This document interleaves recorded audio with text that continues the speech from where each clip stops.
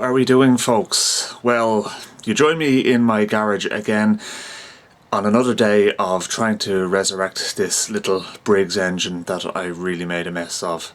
I've been kicking myself so much after making the mistake I did that led to its demise.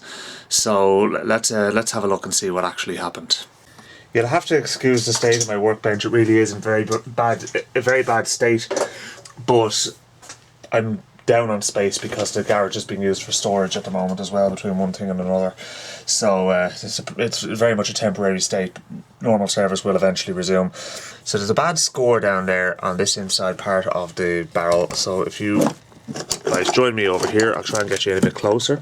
We'll make some space on the bench for the camera.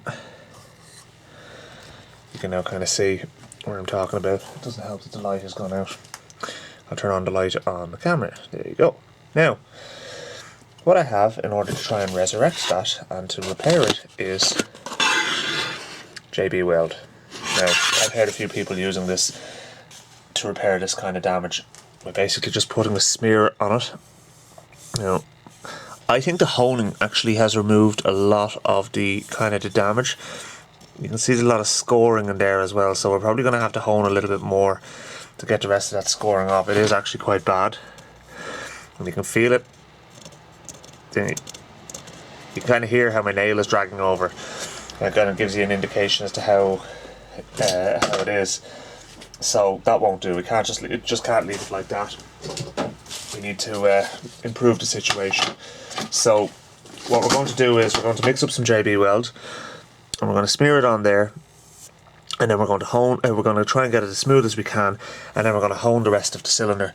So this engine would have been massively down on compression because of that damage in there. So at least we know what was actually causing our problem. I mean, to be honest with you, it's quite a simple engine. It wasn't really going to be many things, but still in all, we have the technology. We can rebuild it. Before I go anywhere near the deep gouge in there, I'm going to keep going with the honing tool just to try and remove some more of the vertical scoring, because that is obviously going to make a big difference as well. Now what I'm doing here is I'm going to try a strange kind of idea here I just had, and that's to put some coarse valve lapping compound on the honing tool, because I've been honing away for ages and it's not making much of an impact, to tell you the truth. So this might just help it on its way. Could make the situation worse. I hope it doesn't. That's probably enough. It'll spread around, and then we'll see how we get on. Honing tools bite if you're not careful with them. If you lift them up too far, if you look at my previous video, yeah, that's doing something now.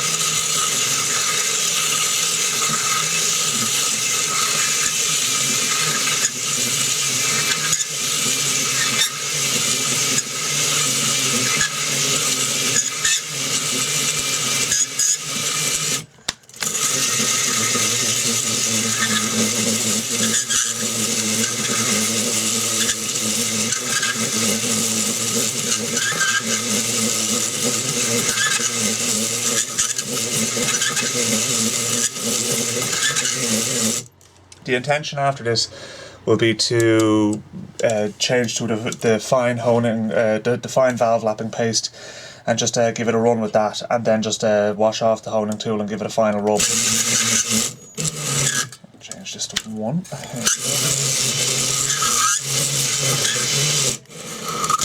See how it's looking? Yes. It's actually working really well. That was not one of my worst ideas. Now, we still have some ways to go. There's definitely some deep gouges still in there, but we shall keep going.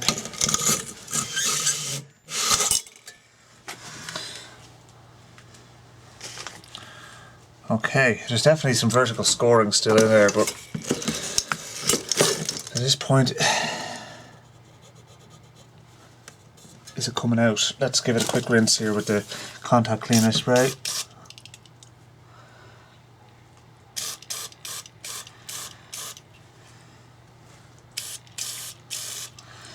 Yes, those marks are definitely coming out.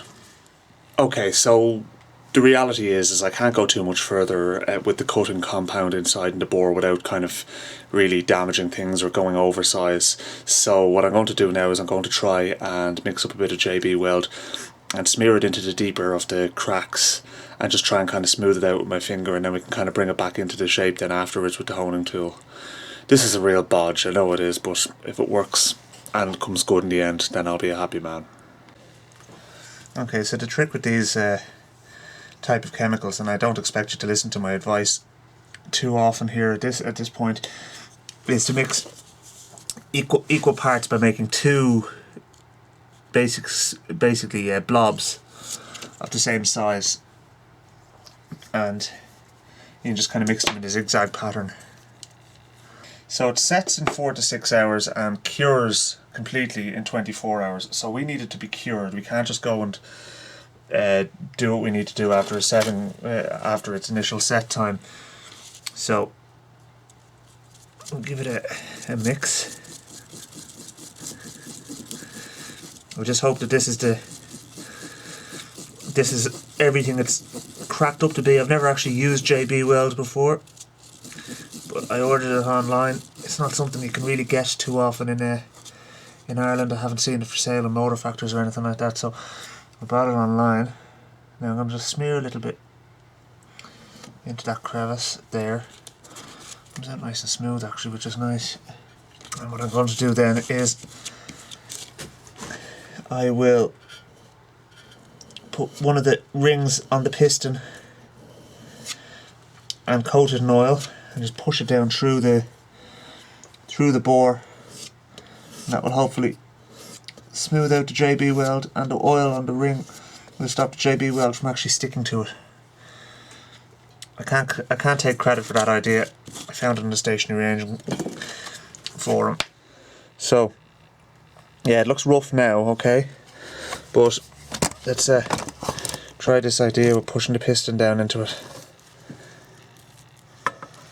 Yeah. You see, I'm squashing it down opposite to its normal installation.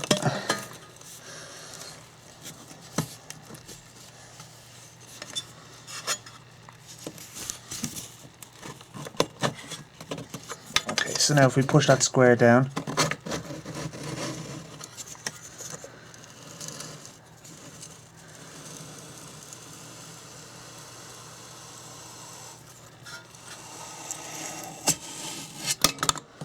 and then let it drop out the other side.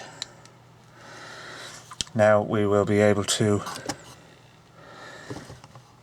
Actually, that's looking pretty decent in there, folks.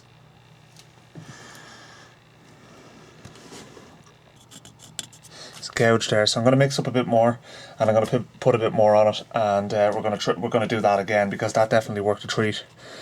But I think we might get away with this. I mean, we're using the smallest amount of JB Weld just to basically fill up those scoring marks, but it is doing that for us. You know what, folks? I think we might just get away with that. I'm going to let that set for a day or so. I'm not going to go near it now for the next while, but all of the big deep gouges are gone.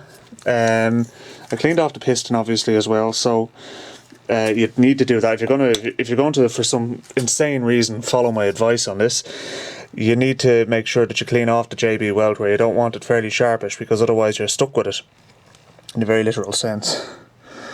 But yeah, I think we might just get away with that. As I said, there's a few little surface imperfections, but they'll come off at the hone, and we'll be able to then start hopefully putting the engine back together again, and this time, with any luck, the bloody thing will run. So yeah, I'll report back with my findings. We'll get stuck in then and get the engine reassembled. Okay, so it is now 2 days later, and I have given the JB Weld time to set, and it is definitely strong stuff, because I was just looking on the card here that I mixed it on, and that is really, really strong.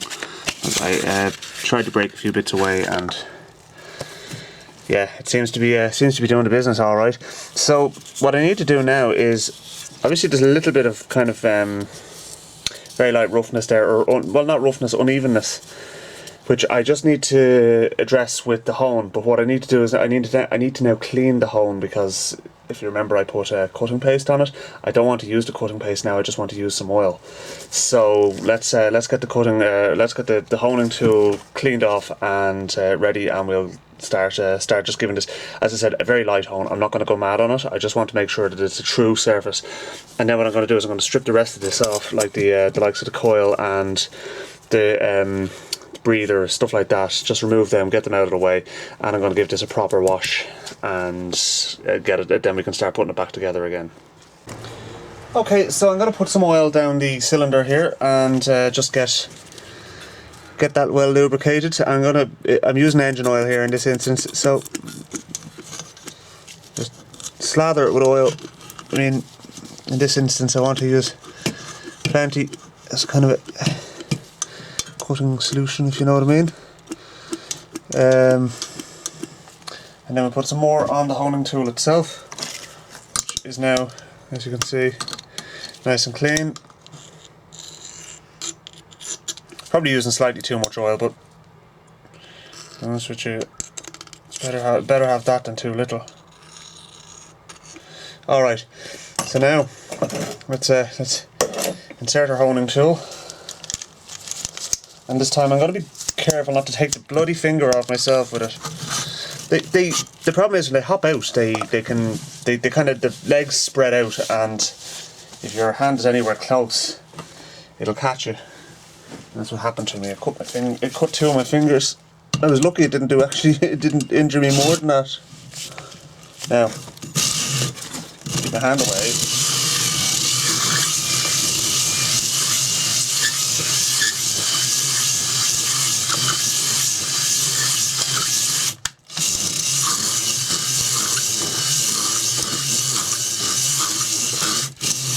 Okay.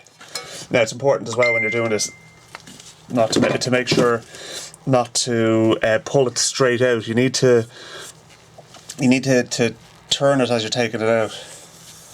That feels really nice in there now. I don't feel any scoring. It's I think we might be in business, folks. So let's give that a wipe and a little spray with some contact cleaner. You can use brake cleaner, you can use contact cleaner. It's kind of many different ways of doing it, like. But now what I'm looking at is, it's obviously not fully clean yet. I'll give it a better wipe now, but you can see where the grooves were, but they're not. You can't feel them anymore. They're actually filled with the what do you call it? JB Weld.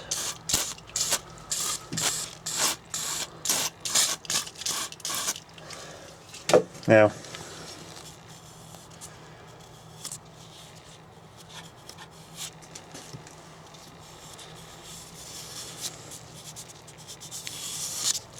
I think we're in business.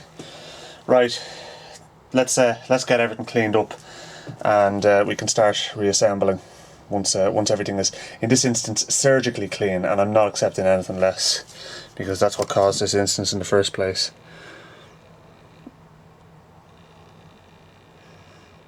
Let's have a good look there.